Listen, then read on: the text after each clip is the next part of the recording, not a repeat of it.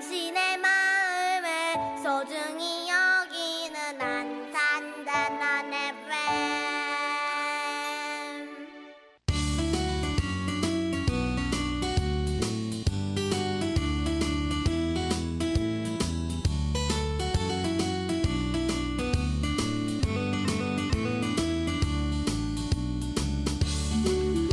안녕하세요. 88.7MHz 단원 FM에서 보내드리는 LQ를 지향한다. 전원석의 횡설수설 인문학 쉬운 9번째 방송을 시작하겠습니다. 참고로 LQ는 낮은 수준을 뜻하는 로우 퀄리티의 준말입니다. 저는 진행을 맡은 천원석입니다.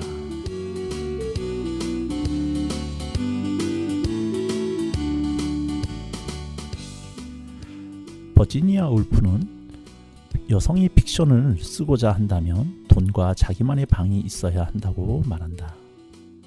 여자에게 자기만의 방이란 무엇을 의미할까? 나에겐 자기만의 방이란 결혼을 하든 하지 않든 반드시 사수해야 하는 무엇이다.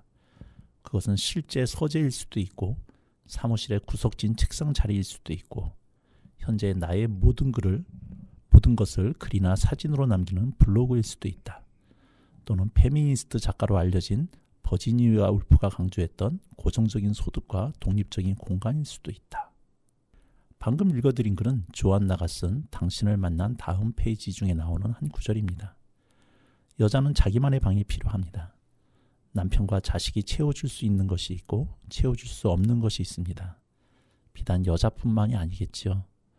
그런데 이것은 남자도 그러하다는 얘기입니다. 그래서 키에르케고르는 인간을 가리켜 하나님 앞에선 단독자라고 했습니다. 옳은 말입니다. 어느 누구도 나 대신 믿어줄 수도 없고 나 대신 결단할 수도 없습니다. 죽음과 죽음 후의 결산도 나 혼자 맞이해야 합니다. 단독자. 그러기에 사람은 누구나 자기만의 방이 있어야 합니다. 아무도 대신해 주지 않는 홀로의 시간이 있어야 합니다. 무척이나 번잡하고 분주한 시대입니다. 시청자 여러분이 마주하시는 자신만의 공간과 시간 그리고 그곳에서의 호흡이 무척이나 궁금한 하루입니다. SG 워너비가 부릅니다. 내 마음의 보석상자.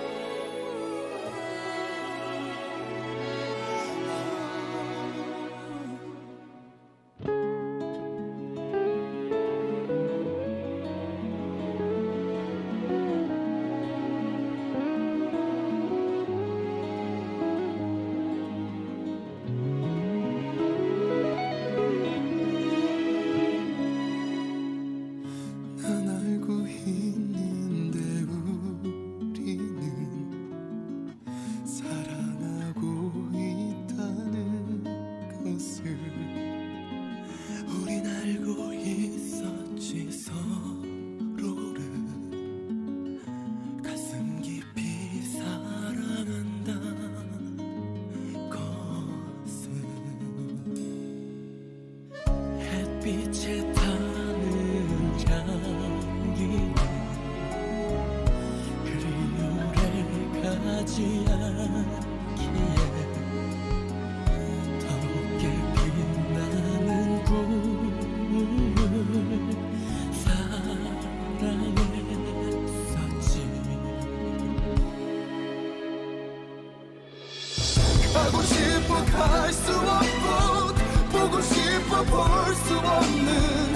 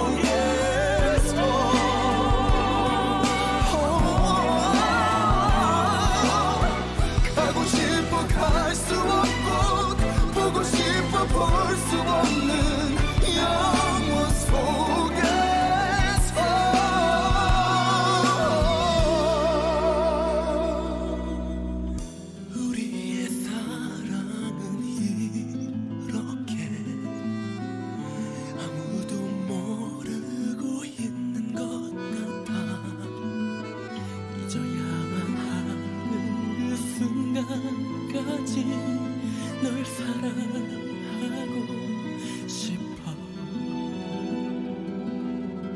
잊어야만 하는 그 순간까지 널 사랑하고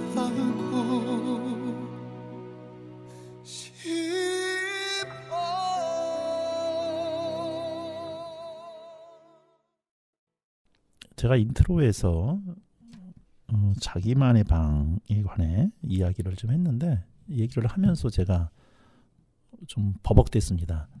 왜냐하면 오늘 모신 게스트가 너무 앞에 강한 포스를 가지시고 제 앞에 앉아 계시다 보니까 제가 위압감을 좀 느꼈습니다. 여성들이 가지는 자기만의 방, 우리 시청자 여러분들께서는 나만의 방이 어떤 건지는 모르겠는데 오늘 앞에 모신 분들은 확실하게 자기만의 방을 가지시고 여성으로서의 본인들의 삶을 주도적으로 개척해 나가시는 분들이 아닐까. 어쩌면 그 에너지에 제가 처음부터 눌린 게 아니었을까 그런 생각이 좀 듭니다. 여성단체 울림의 우리 두 멤버 선생님들을 모시고 울림이라고 하는 여성단체가 어떤 단체인지 그리고 그곳에서 어떤 일들을 하고 계시고 또 우리 각자의 선생님들은 자기만의 방을 어떻게 운영하고 계시는지를 짧은 시간이나마 한번 여쭤보고 듣는 시간을 같이 갖도록 하겠습니다. 선생님 안녕하세요. 안녕하세요. 네, 감사합니다. 귀한 발걸음 해주셨는데요. 각자 소개 좀 같이 부탁드리겠습니다. 우리 조창원 선생님부터. 네, 안녕하세요. 저는 함께 크는 여성 울림의 회원 7년 차이면서 조창아라고 하고 글 쓰는 사람입니다. 네, 닉네임이 짱아. 네, 제 닉네임 짱아고요. 또 브런치 작가로 활동하고 있는데 작가명으로는 창창한 날들. 아, 창창한 날들. 네. 짱아. 네, 이 시간에는 제가 짱아라고 부르겠습니다. 네. 네, 안녕하세요. 저는 부산에서 30년을 살다가 경기도로 지금 이사를 온 지 한 20년 됐는데요. 저 아이가 넷이고 그리고 한 남자의 아내로 그리고 딸로 며느리로 열심히 살고 있는 김성애입니다. 네, 김성애 선생님. 김성애 선생님은 혹시 닉네임 없으신가요? 예, 시원입니다. 시원. 네. 아, 시원하다, 시원. 네. 오늘 김성애 선생님 저도 처음 뵀는데 뭐 뵈는 순간 그 아우라가 있으세요. 이제 이게 보이는 라디오가 아니라서 제가 보여드릴 수가 없어서 그렇지만 키도 크시고 거기다가 워커를 딱 신고 오시고 남들이 잘 소화하지 못하는 이게 보라색인가요? 네, 보라색입니다. 네, 보라색 그 외투를 딱 입으시고 누가 보더라도 한눈에 딱 이렇게 카리스마를 느끼게 만드시는 그런 외모를 주셨는데 하여튼 기대가 됩니다. 오늘 우리 두 분한테 먼저 여쭤보고 싶은 거는 이제 두 분이 속해 있는 단체가 여성단체 울림이라고 하는 단체죠. 그래서 여성단체 울림에 대해서 먼저 소개를 좀 부탁 좀 드릴게요. 네. 시원님께서. 네. 네. 울림은 2015년 4월 21일 날 창립을 했습니다. 원래 여성단체가 안산에 없다는 걸 알고 저희가 2014년에 한 1년간 이제 발대를 가지고 만들기로 해서 2015년에 울림에서 안산에서 이제 울림이란 단체가 만들어서 지금 올해로 10년 차가 되고 있고요.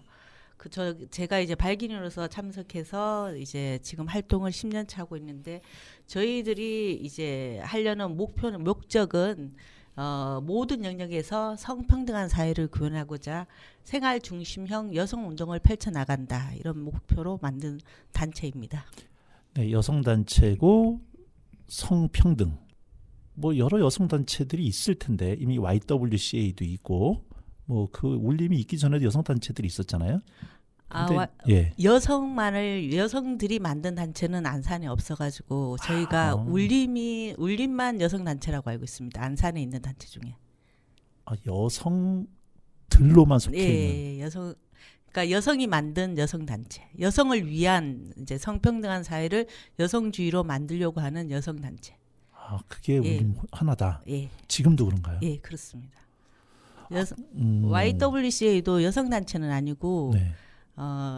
그 남자 여자 다 같이 하고 있는 그런 단체로 알고 있거든요. 아, 그럼 울림은 지금 오로지 여성 회원들로만 아니죠. 회원은 남성 회원들도 있는데, 네. 그러니까 여성주의를 가지고 여성 성평등한 사회를 만드는 그런 여성 단체라고 생각하십니다. 네. 회원은 남성 회원님도 계십니다. 네. 그 문제 의식이 있으셨을 것 같아요. 그걸 단체를 구성하려고 하실 때 뭐 대한민국 사회 또 안산에 있어서의 어떤 문제 의식이 있으셨을 텐데 특히 그 성평등 여성주의라고 하는 구체적인 문제 의식이 어떤 것이 있었을까요?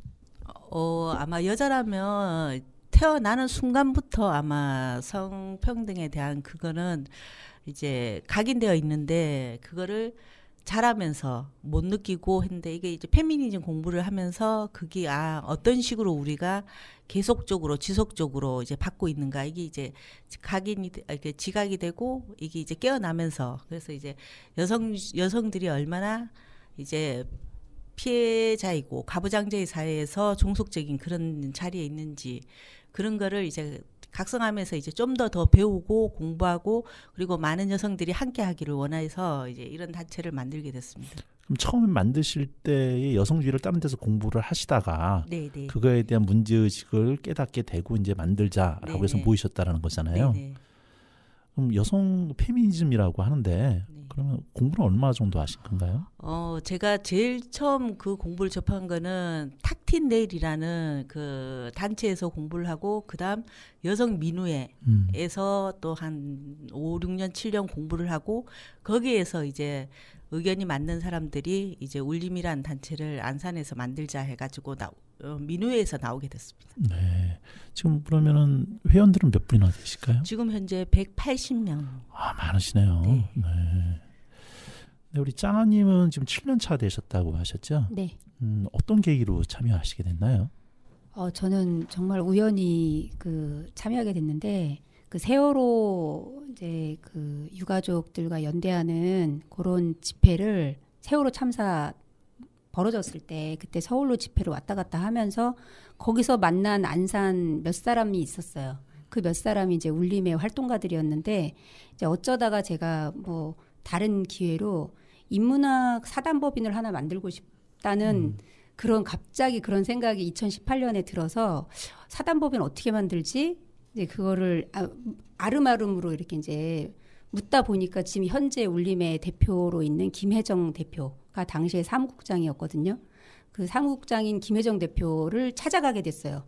그래서 사단법인 어떻게 만드냐 물어봤더니 1시간이나 넘게 너무 정성스럽게 설명을 해주는 거예요. 근데 설명 듣다 보니까 내가 할 수 있는 게 아니구나. 내 역량으로 안 되는구나. 갑자기 이제 그런 자각이 오면서 저 그냥 여기 회원으로 가입하겠습니다. 여기 너무 일단 그 김혜정 대표의 매력에 빠졌고 그 겸손함 그리고 해박한 지식 그리고 또 굉장히 사람을 이렇게 존중하는 그런 자세에 제가 감명받아서 이런 분을 믿고 활동을 함께 한다면 되게 뭔가 존중받는 활동이면서 되게 뜻깊은 활동을 할 수 있겠다. 그런 믿음이 확 생겨가지고 시작하게 됐습니다. 그 믿음이 7년 동안 배신 없이? 네, 없습니다.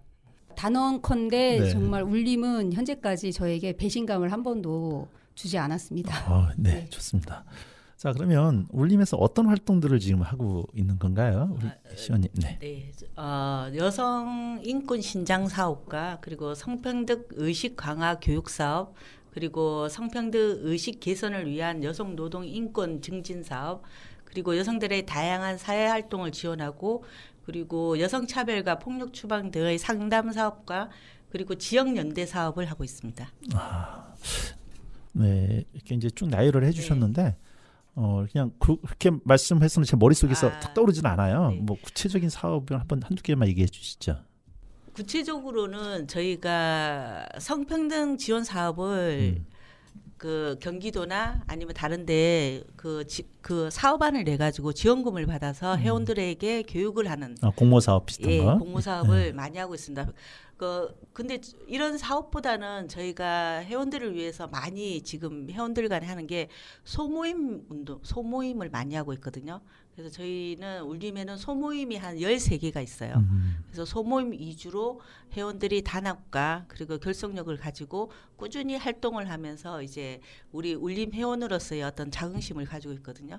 그래서 소모임 방에는 페미니즘 공부하는 야나페, 그리고 별을 품는 사람들 4.16 그 사람들과 함께 연대하는 사업, 그리고 그림 교실도 있고 야호호라고 이제 여행 모임도 있고, 그리고 이제 북소리라고 인문학 책 읽는 모임, 그리고 수글수글이라고 지금 여기 나와 있는 조창아 선생님과 제가 들어가 있는 매주 일주일 글쓰기 수요일마다 글 쓰는 모임, 그리고 뭐 페미니즘 일제가 새벽 이제 줌으로 책 읽는 모임, 그리고 걸스클럽 회가 매일 걷기 운동, 그리고 영어회화 허브왕 그림 책방, 뭐 기후 환경 정의, 뭐 기타 등등 이런 소모임으로 울림의 활동을 증대시키고 회원들과의 어떤 그 페미니즘이나 연대 이런 사업을 이제 하고 있습니다.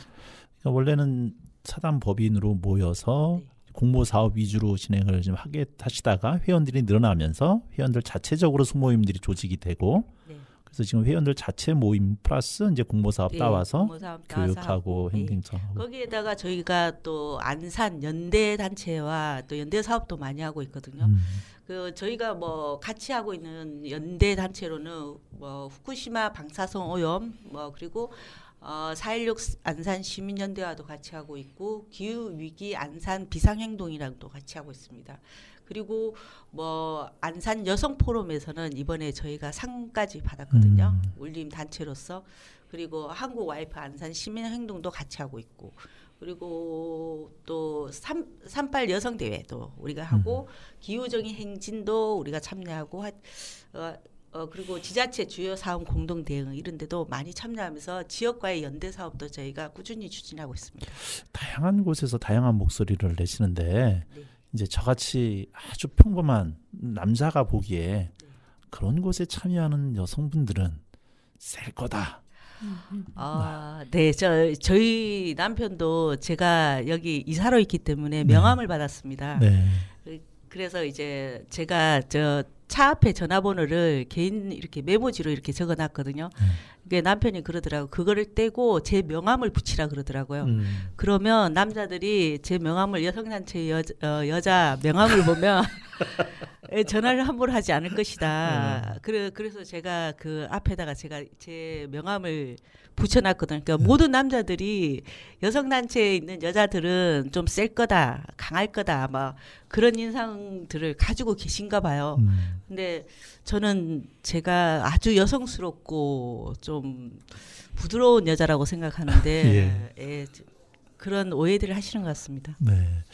그러니까 그런 오해가 어떻게 보면 우리한테 각인돼 있는 스테레오타입일 거라는 생각이 좀 들기도 하고, 한편으로는 여성단체에 계신 분들이 그렇게라도 목소리를 높여야만이 되는 세상이었기 때문에 일하시다 보면 어쩔 수 없이 그렇게 목소리가 높아진 경향도 있었다라는 생각이 좀 들기도 하는데, 우리 조창아님께서는, 우리 짱아님께서는 7년 동안 있으시면서 배신감을 느끼지 않으셨다고 그랬는데, 배운 게 아니면 내가 이 7년 동안 있으면서 나한테 어떤 유익한 점이 이런 것이었다라고 뭐 얘기해 줄 수 있을 만한 게 있다면 어떤 게 있을까요? 제가 작년에 우리 울림에서 큰 울림상이라는 거를 이제 받은 적이 있어요. 뭐냐면 회원 확대, 회원 증진을 한 이제 사람으로서 1등으로 뽑혀가지고 그런데 제가 이제 제 뭐 여러 지역에 사는 고등학교 때 친구, 뭐 대학 때 친구, 초등학교 때 친구 이런 친구들을 뭐 평택, 양주, 천안 뭐 이런 다양한 지역의 친구들을 우리 울림에 가입을 시켰거든요. 근데 그 친구들은 그냥 어떻게 보면 지지와 응원과 뭐 이런 것만 보내고 있는데, 그런데 제가 여기에서 이렇게 실망감은커녕 타 지역 친구들한테까지 우리 울림과 함께 했으면 좋겠다라고 당당하게 말할 수 있는 것은, 울림과 이렇게 함께하는 모든 활동에서 어떤 특징이 나타나냐면 한 사람 한 사람을 보면 다 성격들이 세거든요.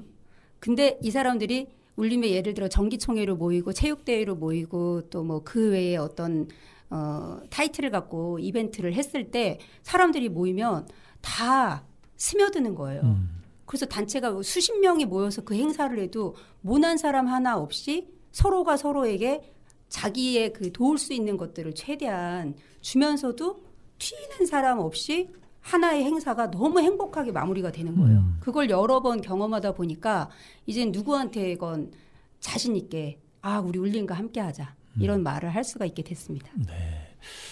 개인적으로 뭐 받은 영향은 어떤 게 있으실까요? 개인적으로는 제 자신이 제가 41세에 우울증이 심하게 왔었는데 2년 정도 왔는데 그때 제 우울증의 제일 큰 원인 중에 하나랄까 정신과 상담 받으면서 제가 사회에 혹은 주변 사람들한테 타인들에게 도움이 하나도 못 되는 사람이다.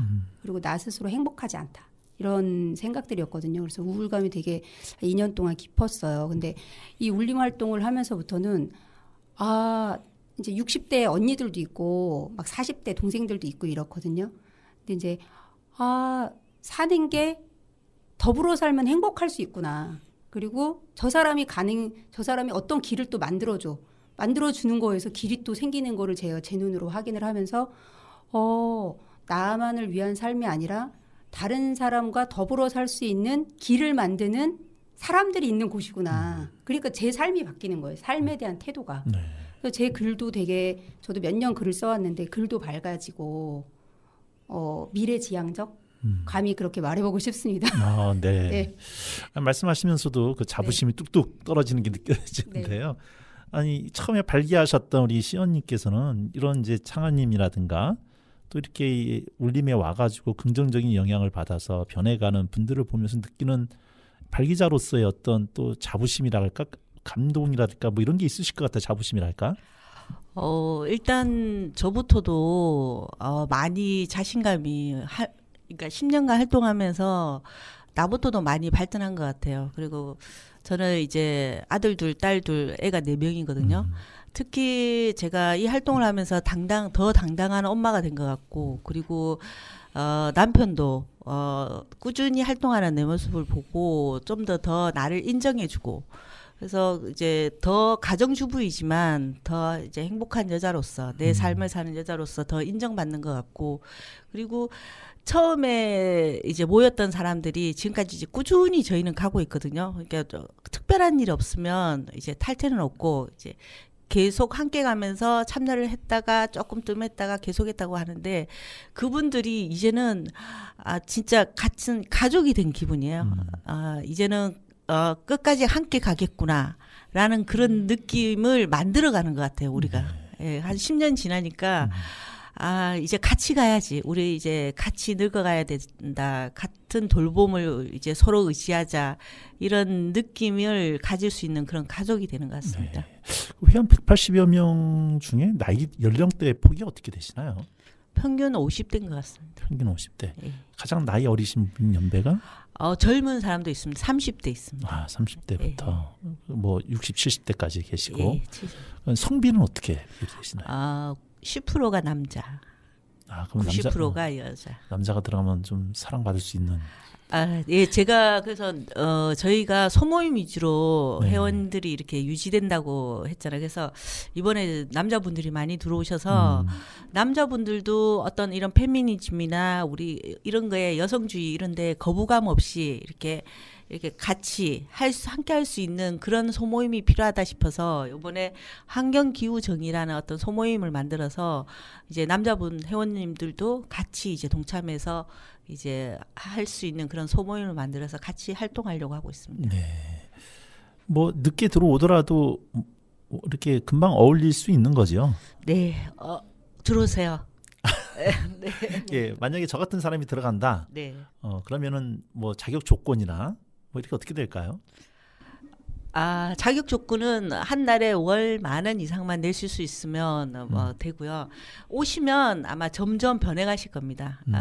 생각도 그리고 여자분들을 대하는 어떤 태도나 이런 것들이 어떤 분이 오셔도 다 동화되고 같이 가실 수 있기 때문에 같이 할 수 있다는 그런 마음만 있으면 될 것 같습니다. 네, 월 회비 10,000원에 이제 참여하고자 하는 적시의 마음만 있으면 된다. 네.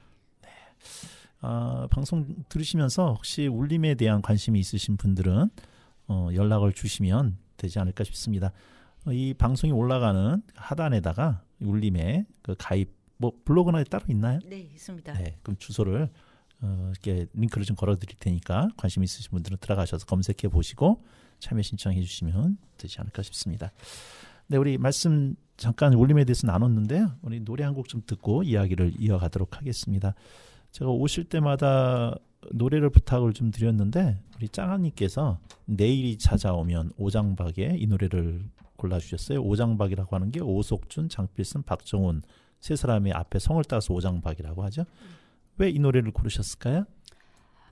제가 1월 한 달 동안에 한 달 살이로 이제 전라남도 무안에 내려가서 시골 생활도 체험하면서 글도 쓰고 했습니다. 근데 그때 내려가는 4시간 동안의 그 길에 내일이 찾아오면을 포함한 그 CD 한창 구울 때 네. 유행할 때 있었잖아요. 그 CD로 기분 좋아지는 노래라고 친구한테 선물 받은 거기에 마지막 곡이에요, 이게. 이 노래를 계속 들으면서 가고 이제 한 달 살이 끝내고 올라오면서도 들으면서 올라왔는데 눈물도 줬다가 웃음도 줬다가 뭔가 이 문구 자체, 이 노랫말 자체가 주는 또 되게 희망적인 그런 느낌도 있으면서 저에게 지난 1년이 24년을 시작하는 1년이 아니 1월이 내일이 찾아오면으로 딱 상징적인 네. 그런 노래라고 생각해서 말씀드렸습니다. 이게 내일이 투마로우네요. 네. 내일이 아니라 내일. 예, 맞습니다. 내일이 찾아오면. 네, 오늘 말고 내일이요. 내일이 찾아오면. 네, 오장박이 부릅니다. 내일이 찾아오면.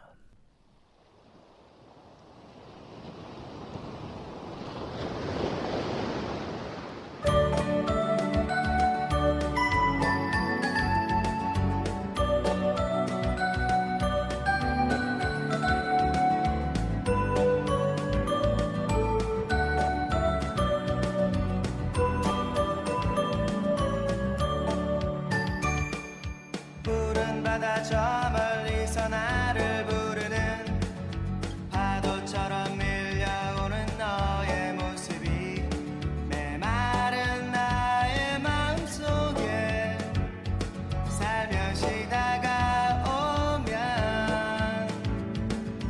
잃어버린 시간 속에 나의 꿈들이 하나 둘씩 기억 속에 되살아나고 새로운 푸른 희망 속에 가슴은 설레이네. 행복이란 멀게만 느껴지지만 우리 마음 속에 있는 걸 언젠가는 너에게 말해줄 거야. 내일이 찾아오면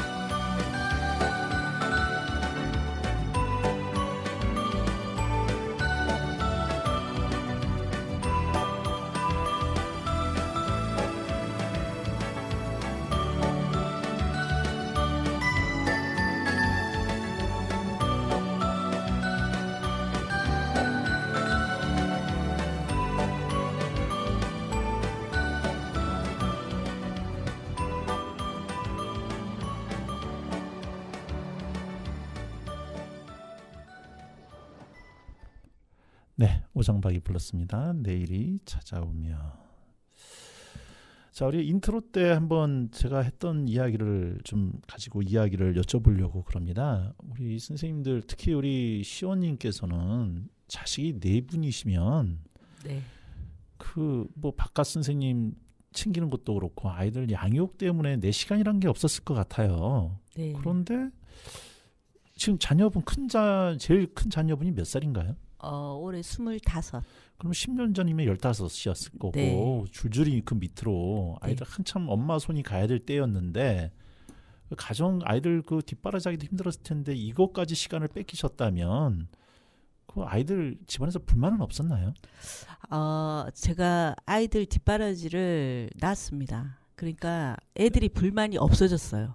아, 놨더니 없어졌다? 예, 없어졌어요. 그러니까 아이들은 아이들 스스로가 충분히 하고 충분히 자기들이 다 할 수 있는데 너무 기다려주지 못하고 엄마들이 너무 앞장서서 빨리 끌려고 해서 그게 해서 엄마도 에너지가 소비되고 자식들도 더 끌려가야 되니까 더 힘들어지고 그런 것 같아요. 근데 저는 모르겠어요. 근데 저는 4명이라서 낳아졌지만 한두 명이는 엄마들한테도 제가 이게 낳아라 했는데 그거는 좀 안 되는 것 같더라고요. 4명은 물리적으로 어차피 안 되니까 낳는데. 예. 근데 그러니까 저는 한 번도 애들을 깨워서 학교를 보낸 적이 없습니다. 아, 니들이 늦던 말건? 예, 늦든 말든 한 번 깨워서 보내면 그걸 제가 평생 책임져야 된다는 생각에 어릴 때부터 그거를 딱 이렇게 놓아버리니까 자기들이 어떻게든 알람을 맞추든 뛰어가든 뭐 알아서 다 하고 밥 챙겨 먹는 것도 순변을 저희는 돌리거든요. 재활용 수경 분리도 4명이 다달이 한 번씩 돌리고 설거지도 일주일에 한 번씩 돌려요. 그러면 저는 별로 그렇게 집안일도 할 게 없고 예, 그래서 더 편해졌습니다. 애가 많을수록. 한 번씩 더 하니까 애들이. 아니 이게 원래 처음부터 그렇게 하신 거예요? 아니면 이 울림 활동을 하면서 이렇게 정하신 거예요? 하다 보니까 이런 방법들이 이제 생각나고 이렇게 된 것 같아요. 근데 처음부터 저는 아이들에 대해서 그렇게 많이 이렇게 막 하지는 않았어요. 왜냐면 제가 첫 애한테 너무 많은 그거를 기대가 있어서 많이 시켰거든요. 학원을 많이 시키고 했는데 큰애가 그냥 누워서 아무것도 안 해버리더라고요. 그래서 내가 부모의 지나친 관심과 욕심이 아이를 아무것도 못하게 하는구나라는 생각 때문에 그 뒤로 큰애가 초등학교 3학년 때부터는 그냥 알아서 하라고 놓고 나니까 더 편해진 것 같습니다. 그랬더니 지금 와서 아이들이 엄마 나를 포기해줘서 고마워 이런 얘기 하던가요? 거기에 대한 답은 저도 지금 잘 모르겠는데 제가 유일하게 위안을 삼는 건 하나 있습니다. 아이와 저의 관계가 너무 좋다는 거. 예, 그 아이가 뭐 공부를 잘해서 좋은 대학 갔다, 아니면 뭐 능력이 뭐 많이 발휘 이런 거는 저는 이제 어디 가서 얘기할 수는 없지만 그래도 아이가 지금도 어디 가서 내가 가장 존경하는 사람은 우리 엄마야라고 얘기할 그런 관계는 되니까 그걸로 저는 만족하고 있습니다. 최고의 부모시네요. 자녀한테 그런 이야기를 들을 수 있다라면 뭐. 그래서 방목의 효과입니다. 네, 원래 그런 얘기 있었잖아요. 내 자식은 남의 자식처럼 키워라라는 얘기가 있었는데 또 살아있는 증거로 또 말씀을 해주시네요. 박가 선생님은 어떻게 보셨어요? 이거 여성단체 회원하면서 물론 아까 처음에 얘기했던 긍정적으로 얘기를 좀 갖고 계신 것처럼 말씀 주셨는데 좀 반반이었어요. 제가 이거 활동을 하면서 애들한테 소홀하다고 이렇게 생각한 것 같은데, 애들한테 소홀했기 때문에 내가 여성단체를 하는 이게 이제 닭이 먼저냐, 계란이 먼저냐 이걸로 처음에는 많이 이렇게 좀 불화도 있고, 언쟁도 있고 했는데, 지금은 제가 제 일을 가는 거에 대해서 그냥 지지와 그냥 응원을 보내주고 있습니다. 네, 우리 창하 선생님께서는 네. 아까 이제 글을 쓰신다고 하셨는데 아무래도 글 쓰는 시간이 본인한테 집중하는 시간일 것 같아요. 뭐 그럼 언제부터 쓰시게 되셨나요? 아마 그 41살에 우울증이 왔다고 아까 말씀드렸는데 2년 정도 우울증을 앓고 그리고 약도 이제 2년 먹고 끊은 다음에 생활을 좀 하는가 싶었어요. 정상 생활로 돌아오는가 싶었는데 2, 3년 지나면서 제가 그때 대학 입시 학원에 그 학원을 운영하고 있었거든요. 근데 이제 대입 실패를 2016년도에 딱 보면서 많은 학생들이 대학에서 떨어지게 만든 거예요, 제가. 아, 학원 원생들이. 예. 예. 그래서 책임자로서 제가 너무 다시 우울감이 막 오면서 그 일이 막 염증나게 싫어지고 도망가고 싶고 막 이랬거든요. 그때 이제 글쓰기를 경인교대 평생교육원에 가서 글쓰기를 시작했어요. 아, 그전에는 글을 전혀 안 써보시다가. 예. 고등학교 때 뭐 문예부 활동을 3년 동안 했고 대학교 가서도 문예 활동을 좀 하기는 했어요. 2년 정도. 근데 이제 사회에 나와서 결혼하고 뭐 사회 생계 활동하고 이러면서 완전히 글쓰기는 끊었다가 이제 그 우울증 때문에 어떻게 보면 자기 치유의 글쓰기로 다시 글을 만나게 된 거죠. 학창 시절 이후에. 아까 브런치 작가로도 네. 활동하신다고 그러셨고 네. 어느 정도 글의 수준이 담보가 이제 되셨다라는 생각이 드는데 네. 이제 모시기 전에 그 무안에서의 한 달 생활을 브런치에 올린 네. 글을 몇 편을 읽어봤어요. 아, 네. 근데 필력이 장난이 아니시던데 아유, 감사합니다. 그게 뭐 단시간에 내가 쓰고 싶다 해서 되는 것도 아니고 구체적인 네. 훈련을 좀 받으셨다는 느낌이 좀 네. 들었어요.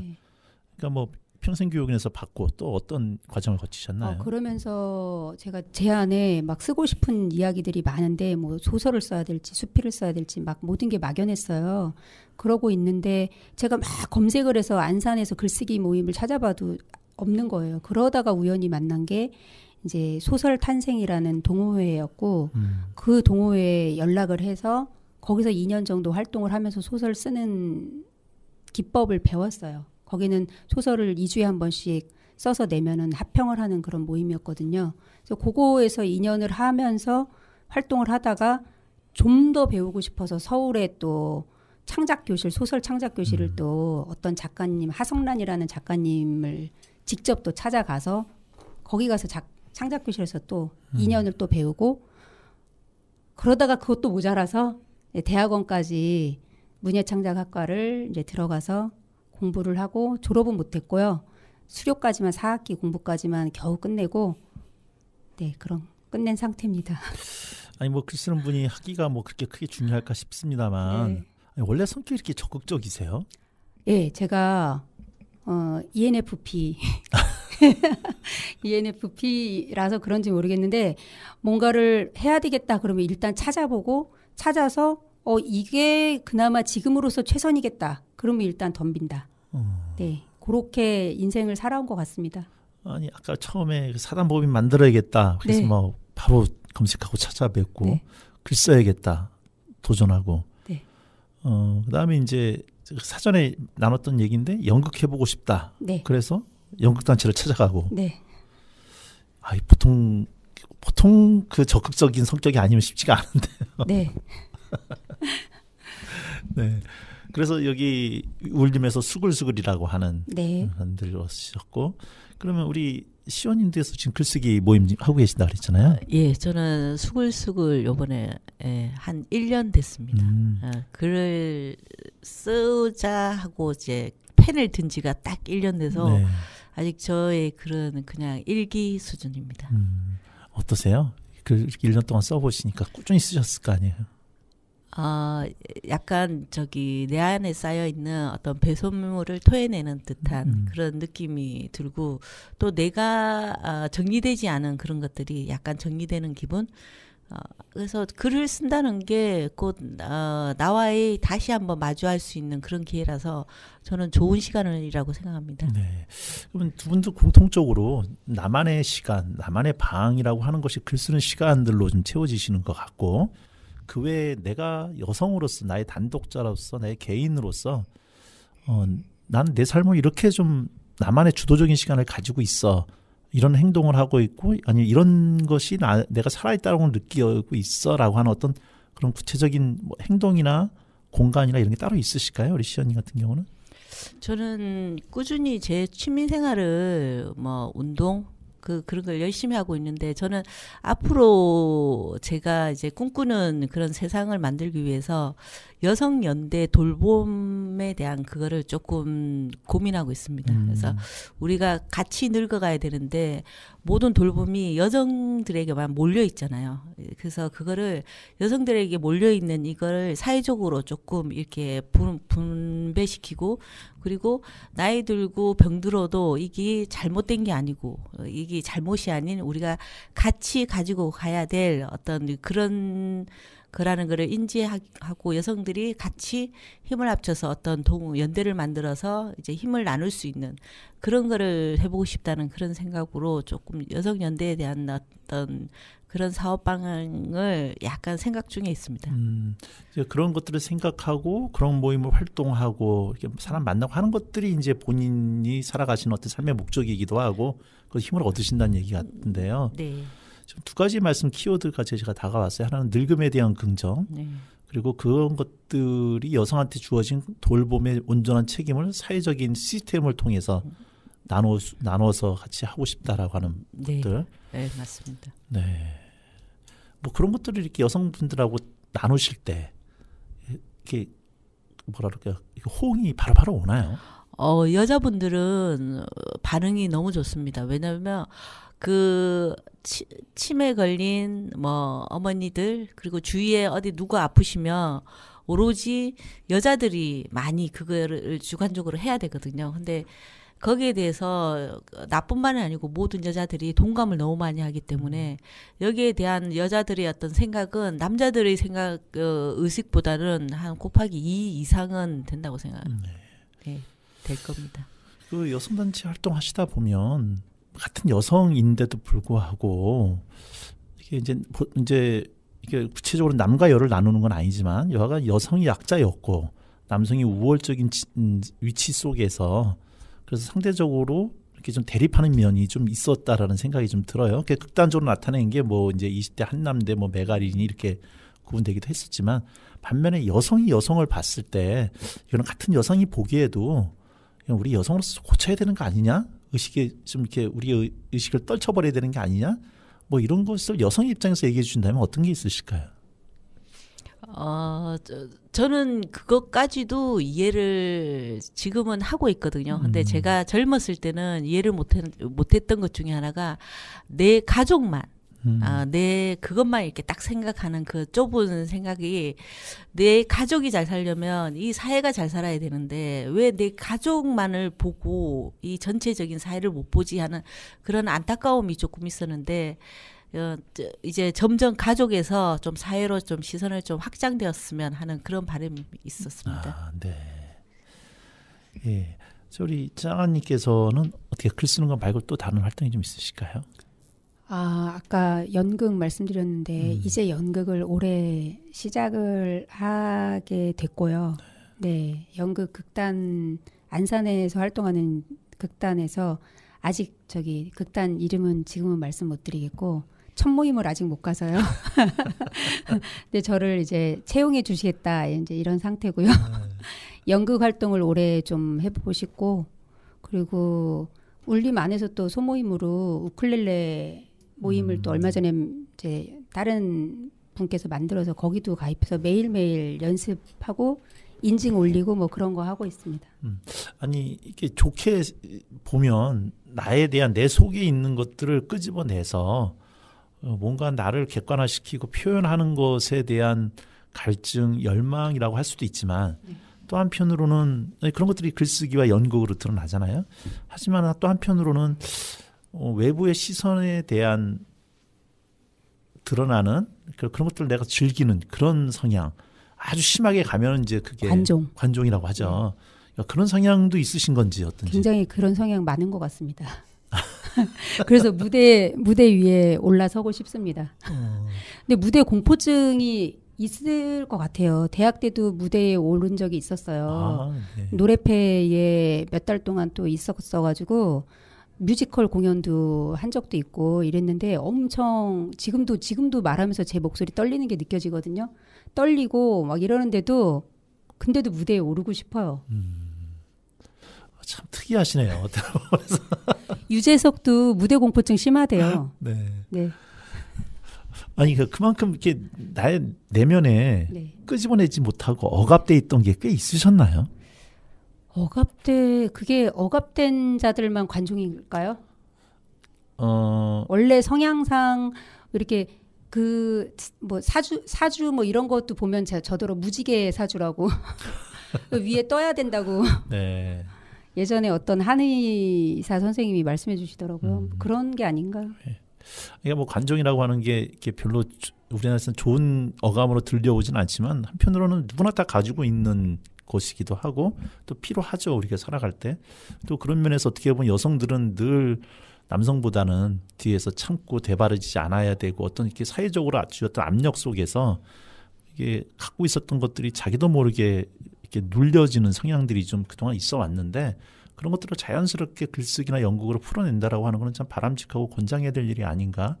근데 그런 것들을 몸소 먼저 끌고 나가신다는 면에서 상당히 매력적인 삶을 사신다 이런 생각이 좀 들어요. 그게 이제 우울증이라는 정말 결정적 사건이 있었기 때문인 것 같아요. 저한테는. 예, 그 사건이 있은 후에 내가 그렇게 아픈 줄 몰랐어요.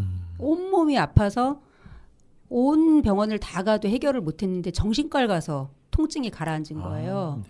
그러면서 우울증인 걸 그제서야 인정을 하게 됐고 우울증 치료를 받게 됐고 그러면서 이제 글쓰기를 시작으로 나를 표출하고 표현하고 그리고 혹은 또 반대로 나 자신을 돌아보고 내 내면에 있는 그런 욕망들이 뭐였길래 뭐 이런 것들을 자꾸 글로 이렇게 쓰다 보니까 정리가 되면서 네. 아까 말씀하신 억압이 또 연결이 될 수도 있겠어요. 그래서 제 안에 정말 끓어오르고 있는 그 용암을 분출시키지 않으면 죽을 것 같구나. 네. 그래서 아마 글도 쓰게 된 것 같습니다. 그러면 40대에 우울증 오셨을 때 네. 가족들은 어떤 반응이셨나요? 가족들은 이제 제가 아들 하나 있고 결혼을 일찍 해가지고 아들은 뭐 거의 컸을 텐데 남편이 진짜 뭐 지극정성으로 저를 보살펴 줬어요. 그래서 저는 지금도 남편을 생명의 은인이라고 생각을 하고 있어요. 네, 그 사람과 이제는 헤어졌지만 네, 생명의 은인으로 10년을 알고 살다가 10년 만에 뭐 이제 저는 싱글이 되었는데요. 싱글로 이제 본연의 삶으로 돌아왔다. 저는 이렇게 생각합니다. 한 인간 조창하로 돌아왔다. 이렇게 지금 뭐 합리화하고 있습니다만. 네. 아니 어쨌든 본인이 가장 힘들 때 네. 가족들이 이렇게 큰 힘이 되었다라고 네. 하는 그리고 본인 의식적으로라도 그걸 떨치기 위해서 또 글도 쓰시고 연극도 하려고 하시고 네. 그 지금 물림 안에도 이렇게 모이시다 보면 그런 다양한 사연들과 아픔들을 가지고 오신 분들이 꽤 있을 거라는 생각이 좀 들어요. 그 울림 안에서 그런 것들이 이렇게 만나서 서로가 위로가 되고 그런 또 이제 서로 다독여주고 화학적인 결합을 통해서 새롭게 자기를 알아가는 분들이 꽤 있을 거라고 생각이 좀 되는데 뭐 그런 원동력이 어디에 있을까요? 뭐 다른 단체도 있을 텐데 울림만이 가지고 있는 어떤 그런 힘이 있다면 네, 우리 시연, 예. 제가 생각하기에는 울림은 아까 제가 말씀드렸듯이 가족 같다 그랬잖아요.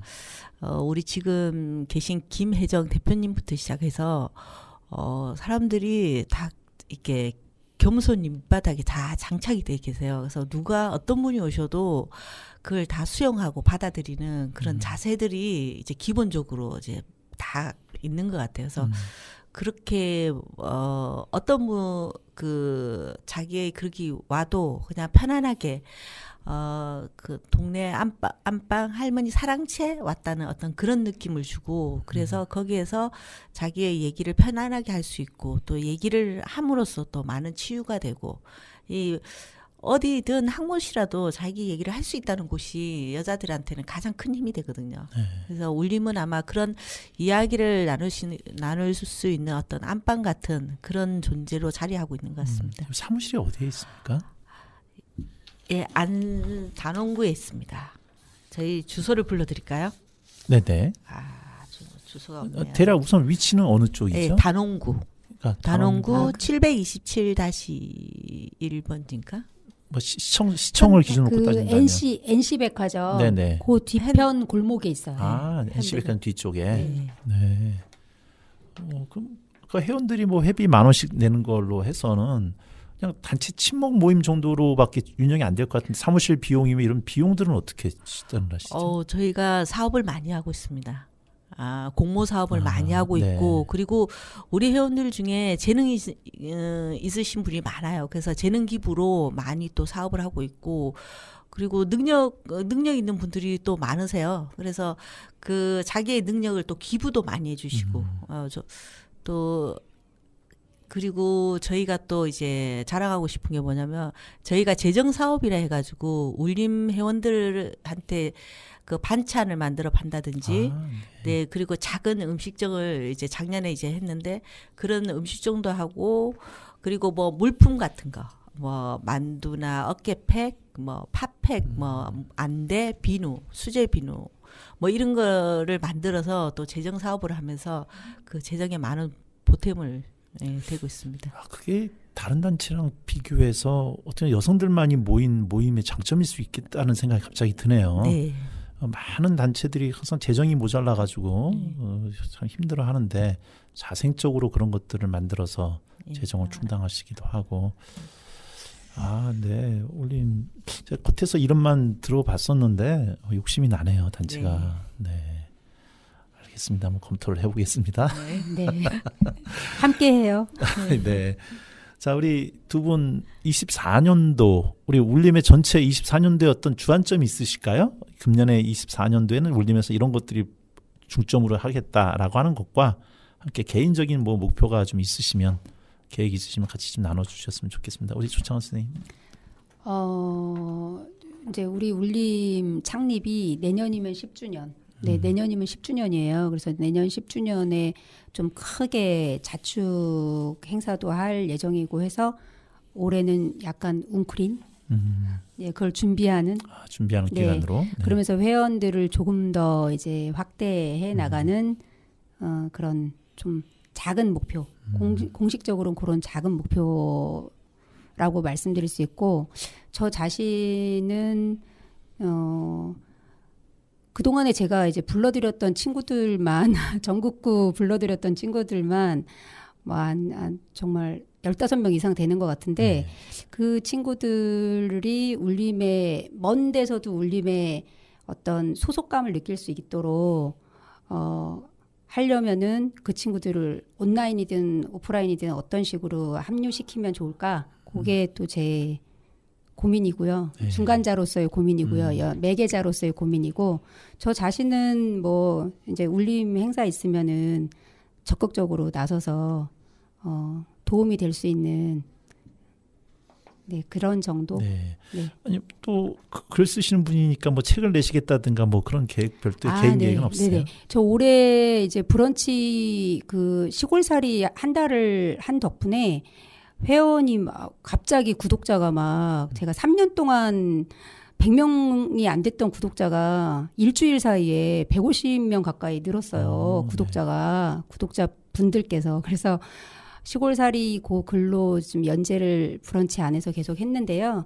이제 2월서부터는 또 새로운 그 브런치 연재 계획을 갖고 있고요. 책은 종이책 출간은 올해는 정말 욕심이 전혀 없고 요렇게 제가 한 3년 정도 꾸준히 브런치 활동을 하면서 글을 더 많이 써서 필력을 더 모으고 저 삶의 연륜도 좀 더 쌓아서 그런 다음에 종이책은 느긋하게 내도 되지 않나 이렇게 생각합니다. 그 시골 한 달 생활만 가지고도 좀 따로 한번 우리 선생님 모시고 이야기를 해보고 싶다라는 생각이 드는데 브런치에 그 글을 읽으려면 어떻게 찾아 들어가야 될까요? 예, 브런치는 그 다음 카카오에서 운영하는 글쓰기 플랫폼이라고 부르더라고요.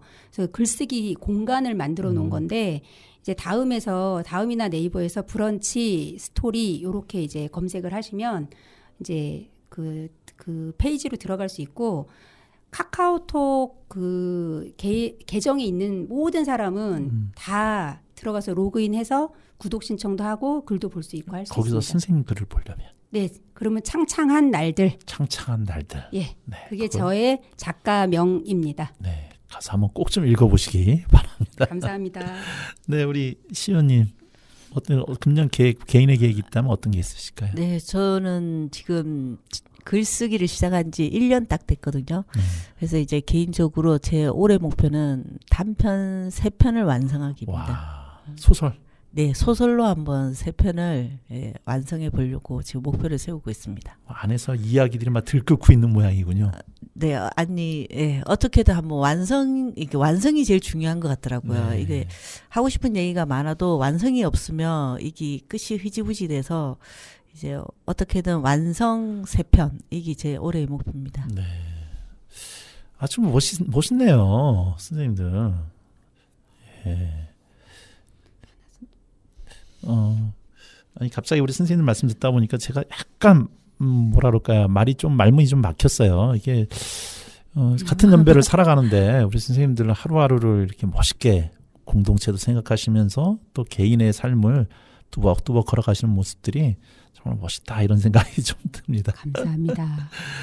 네, 시간이 벌써 다 돼서 우리 한 분 한 분을 좀 별도로 모셔야겠다라는 생각이 좀 들어요. 한 분 한 분의 삶이 오늘 울림에 대해서 초점을 좀 맞췄다면 다음에 우리 선생님들 한 분 한 분을 모시고 살아왔던 삶 어떻게 살아가시는지 각자의 좀 내밀한 속사를 좀 한번 더 듣고 싶다라는 생각이 좀 들어서 다음에 한번 우리 선생님들한테 기회를 좀 다시 한번 부탁을 좀 드리도록 하겠습니다. 네, 우리 두 분 선생님 오늘 귀한 발걸음 해주셔서 감사합니다. 네, 감사합니다. 이상은이 들려드립니다. 비밀의 화원.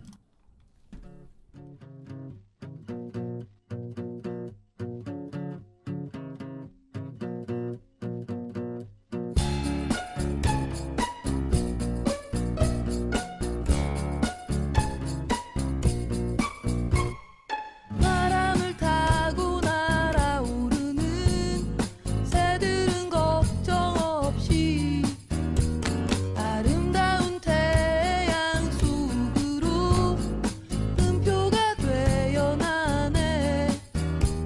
향기 나는 연필로 쓴 일기처럼 숨겨두었던 마음, 기댈 수 있는 어깨가 있어 비가 와도 젖지 않아.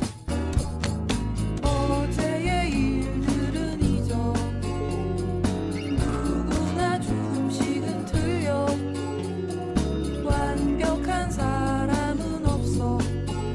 실수투성이고 외로운 나를 봐. 난 다시 태어난 것만 같아. 그대를 만나고부터 그대 나의 초라한 마음을 받아준 순간부터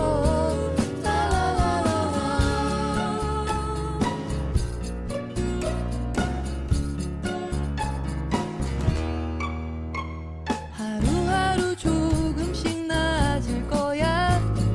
그대가 지켜보니 힘을 내야지, 행복해져야지. 뒤뜰에 핀 꽃들처럼 점심을 함께 먹어야지. 새로 연 그 가게에서 새 샴푸를 사러 가야지. 아침 하늘빛에 민트 향이면 어떨까. 난 다시 꿈을 꾸게 되었어. 그대를 만나고부터 그대 나의 초라한 마음을 받아준 순간부터